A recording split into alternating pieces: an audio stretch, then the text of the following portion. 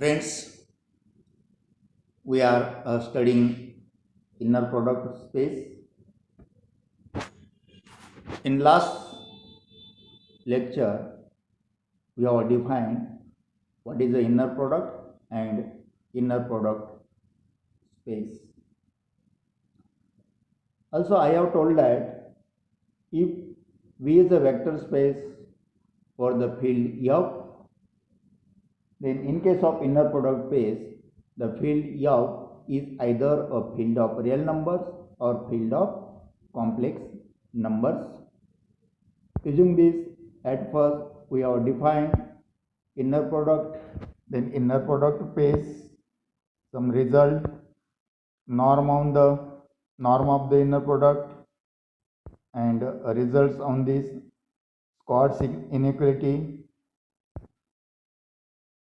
parallelogram law, etc. Today we shall start the new article, that is orthonormal set. Okay. To define orthonormal set, you must know what is the inner product, what are the required three conditions of definition of inner product space, how we can take norm of the element of a vector space. You can listen the lecture again and try to understand this concept. Now we shall define orthogonal vectors. Name of our article is orthonormal set. But to define a orthonormal set, we require what is a orthogonal vectors. At first we shall define orthogonal vectors.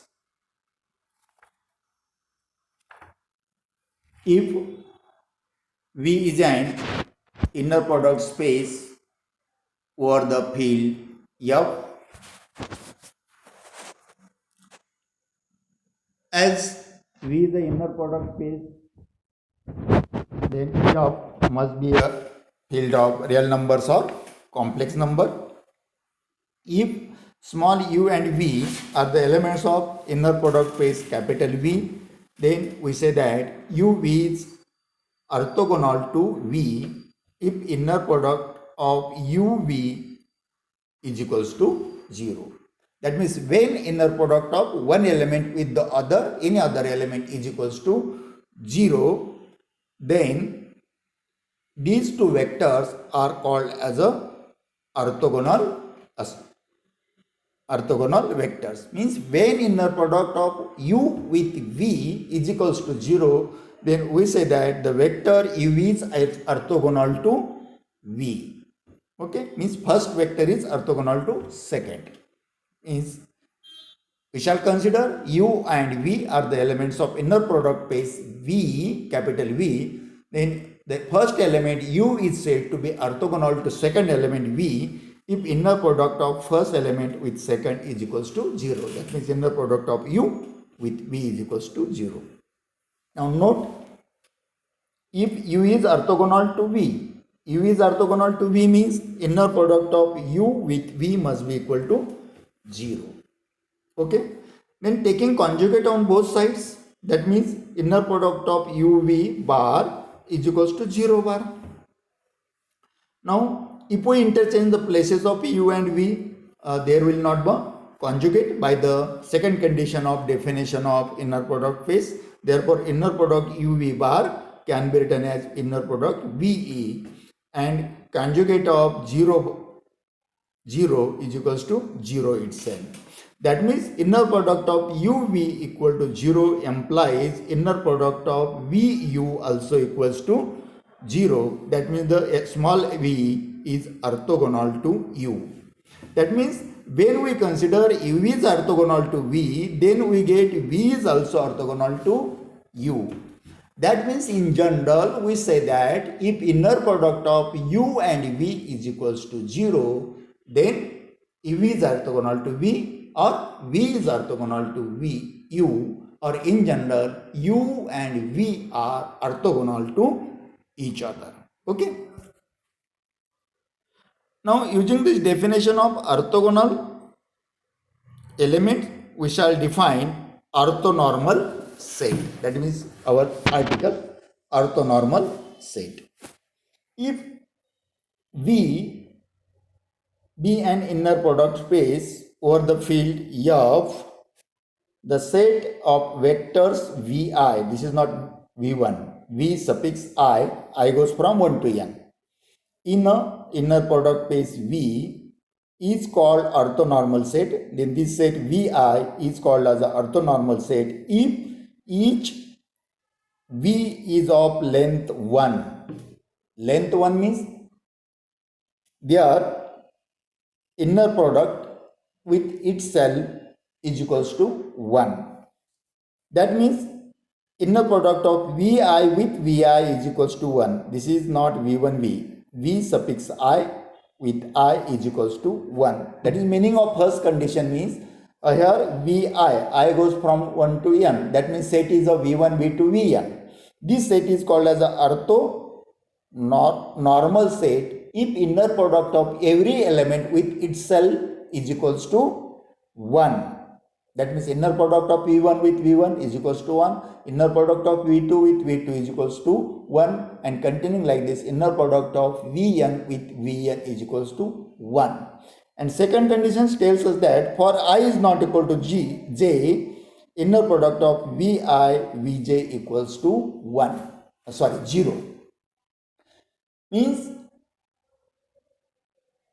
in a given set, if inner product of every element with itself is equals to 1 and with other element is equals to 0, then such set is called as a orthonormal set. Okay, then we shall see some results on this for MCQ purpose. First result is the set Vi is orthonormal set. Means this set is given as an orthonormal set. Then vectors in Vi are linearly independent. This is very, very important for MCQ. It will be given as the set Vi is an orthonormal set. Then vectors in Vi are dash dash dash.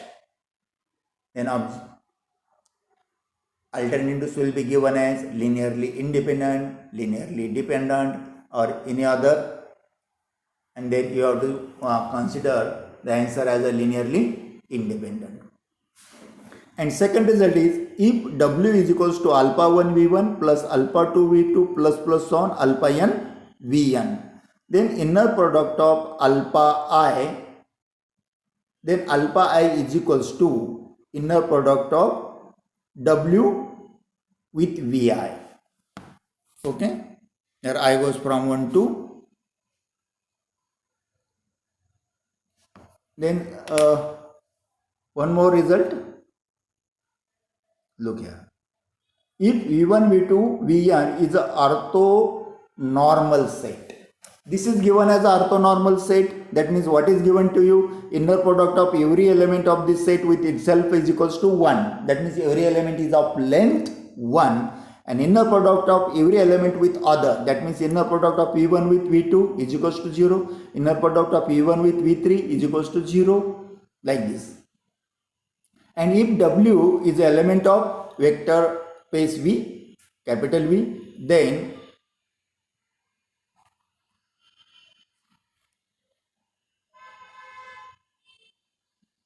okay, and then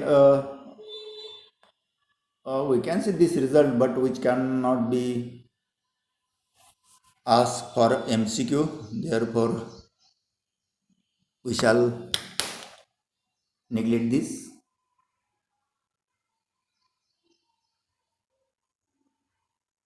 Now, Bessel's inequality. Already we have seen Chord's inequality. What is Chord's inequality?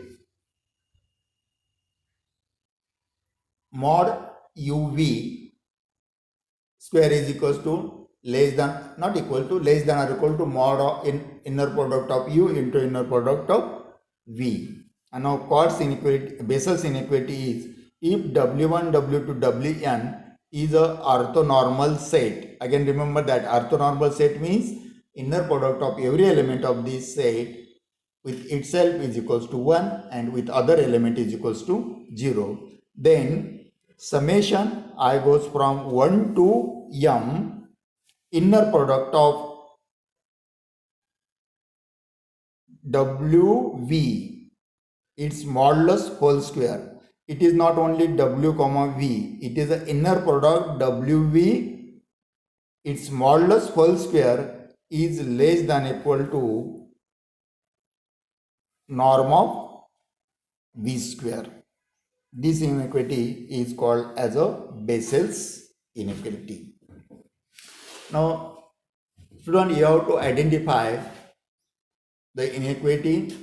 There may be question, which of the following is a Squart's inequality? You may given below Bessel's inequality, Squart's inequality or parallelogram law.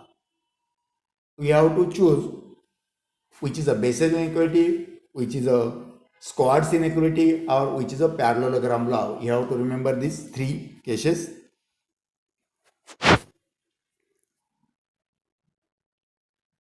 Then this is not necessary. Then orthonormal complement. Orthonormal complement. To define orthonormal complement, again you must remember that what is a orthogonal vector and then orthogonal set. Orthogonal element means its inner product. Now we say that the element u is orthogonal to v if inner product of uv is equals to 0, and if set is given as v1, v2, vn, this set is called as orthonormal set if inner product of every element with itself is equals to 1 and any element with other is equals to 0. Now we define orthonormal complement. If W is a subspace of an inner product space V, the orthogonal complement of W is denoted by W. We read this as a W complement, but here print mistakes is there. This is a look like a W1, but it is not a W1. Here this is a symbol of perpendicular, just like reverted T means W orthogonal complement. This is a symbol of perpendicular. Orthogonal complement is set of all x belongs to V such that inner product of x with W is equals to 0 for all small w belongs to capital W. Okay, listen again. If capital W is a subspace of an inner product space V, then orthogonal complement of W, that means subspace, is denoted by W complement. Means on head you have to give the symbol of perpendicular, and which is a set of all elements of inner product space V such that inner product of x with every element of subspace W is equals to 0. Okay, then it is W complement. Now orthogonal complement of V, it is again V on head, symbol of perpendicular. Orthogonal complement of V is equals to 0. Orthogonal complement of 0 is equals to V. And third, orthogonal complement of W and W intersection means W intersection orthogonal complement of W is equals to 0. Then one result, if W is a subspace of inner product space V, then orthogonal complement of W is a subspace of V. Okay. What is given to you? W is a subspace of inner product space V. Then orthogonal complement of W is also a subspace of V.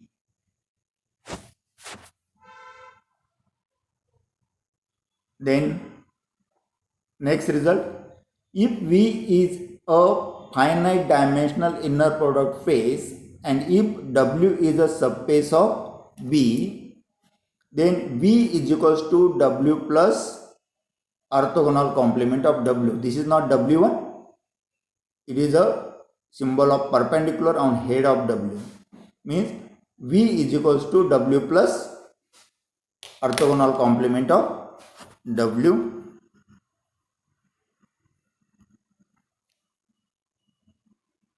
And corollary on this, if V is a finite dimensional inner product space and W is a subspace of V, then orthogonal complement of W, its orthogonal complement is a element W itself. That means when we shall take 2 times orthogonal complement, we get the same element.